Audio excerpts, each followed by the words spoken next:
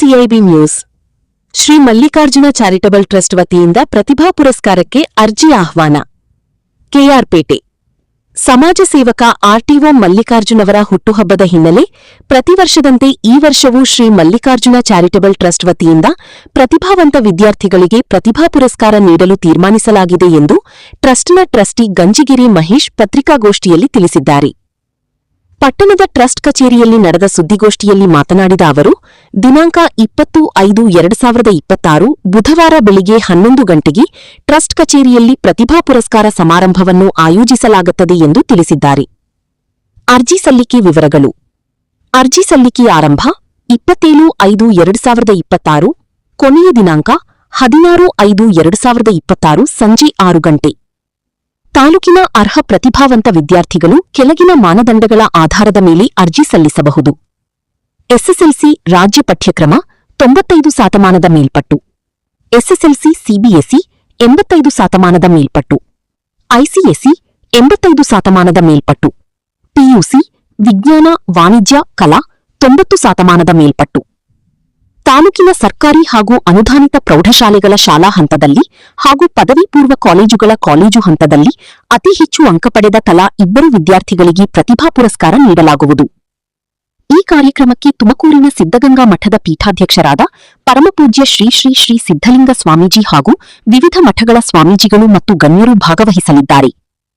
ಅರ್ಜಿ ಸಲ್ಲಿಸಲು ಅಗತ್ಯ ದಾಖಲೆಗಳು: ಅರ್ಜಿ ನಮೂನೆ ಟ್ರಸ್ಟ್ ಕಚೇರಿಯಲ್ಲಿ ಲಭ್ಯ, ದೃಢೀಕೃತ ಅಂಕಪಟ್ಟಿ, ಆಧಾರ್ ಕಾರ್ಡ್ ಪ್ರತಿಗೆ, 3 ಪಾಸ್ಪೋರ್ಟ್ ಸೈಜ್ ಫೋಟೋಗಳು.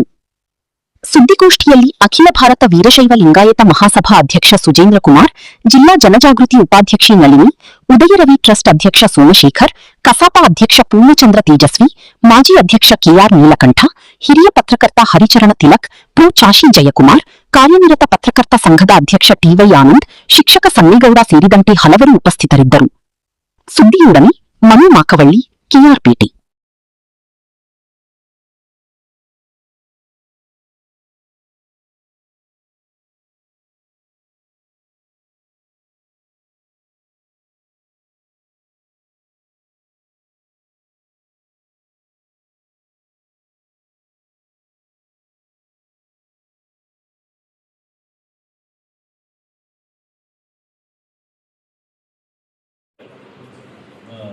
ಎಲ್ಲ ನಮ್ಮ ತಾಲೂಕಿನ ಪ್ರತಿಭಾವಂತ ವಿದ್ಯಾರ್ಥಿಗಳು ಈ ಪ್ರತಿಭಾ ಪುರಸ್ಕಾರಕ್ಕೆ ಕಾರ್ಯಕ್ರಮಕ್ಕೆ ಪ್ರತಿಭಾ ಪುರಸ್ಕಾರವನ್ನು ಗೌರವಿಸಲು ತಮ್ಮನ್ನು ವಿನಂತಿಸುತ್ತಾ ಪ್ರತಿಭಾ ಪುರಸ್ಕಾರಕ್ಕೆ ಅಗತ್ಯ ದಾಖಲೆಗಳೊಂದಿಗೆ ಈ ದಿನದಿಂದ ಅರ್ಜಿ ಸಲ್ಲಿಸಬೇಕೆಂದು ವಿನಂತಿಸುತ್ತೇನೆ.